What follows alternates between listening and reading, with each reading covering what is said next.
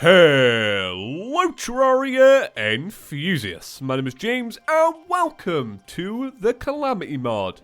So today is the official final episode. This is the final one for the official series as a whole.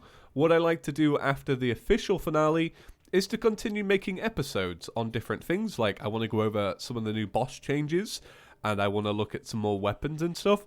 But I always like to give my actual episodes a real finale so that it's done. Okay, it's done. The boss is beat. I finally beat Supreme Calamitas. It is done. So I'm going to show you the clip in a minute. It's recorded earlier in the day, and I had to record it in 1080 again, which means that it looks all kind of well, it doesn't look great, if I'm honest. But it's finally done. So if you're wondering why I could beat it now and I couldn't beat it, say, 10 hours ago, it's actually because of a buff that I didn't know about. There is a buff called Fabsol's Vodka. Right, I lost because I didn't know about vodka. Look at this, right? So I didn't even know this was a buff at all. So here's what it does. Boosts all damage stats by 10%. That's amazing because that means you're going to kill it 10% faster because your damage is so much more increased. And during the phases where, you know, you need to conserve life, like during the brothers phase, during the final phase, this extra damage means that you're going to get to the bullet hell faster. So that's cool. It lowers defense by 20, but defense really does not matter during Supreme Calamitas. It's all about damage reduction, so a fantastic buff. And then it increases your immune time after being struck. You get increased immunity. Nobody told me about this. I live streamed for an hour and a half and nobody mentioned it. And then when people saw me do it again, nobody mentioned it again. This was amazing. I didn't even know this was a buff. I was watching a video from Leviathan. I saw that he had a buff that I didn't recognize. I asked the Discord, and then boom, here we are. First attempt. Beat it. Yeah? A lot of people thought that I was going to end the series because I started Spirit Mod. But I've actually been working on the boss fight for a couple of hours every day. Like, since the boss fight was actually, you know, made aware to me a couple of days ago, I actually haven't stopped. I've been doing it every day, like really practicing, really getting in there.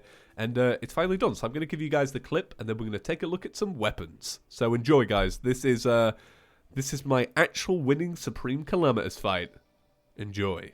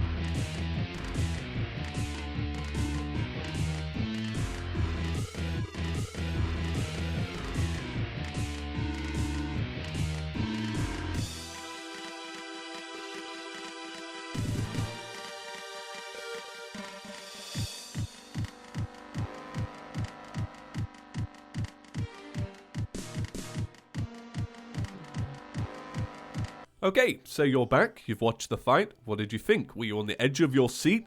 I actually haven't watched it back yet, so I don't know how low my health got. That was actually a pretty weak performance from me, to be honest, because I was actually getting able to like, I was doing it so much, I was able to no-hit some stages of the boss fight. So, that one was pretty rough.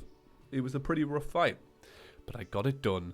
I do want to make, in the future, a video going over some of the changes I would make to that fight, because even though I've beaten it, I still don't particularly like the fight. I feel like it's got a lot wrong with it. For example, I feel like the bullet phase is too fast. I feel like during the later part of the fight, he spawns too many exploding bullet bombs, right? That's what kept getting me every time, was those bullet bombs that kind of explode in a giant circle.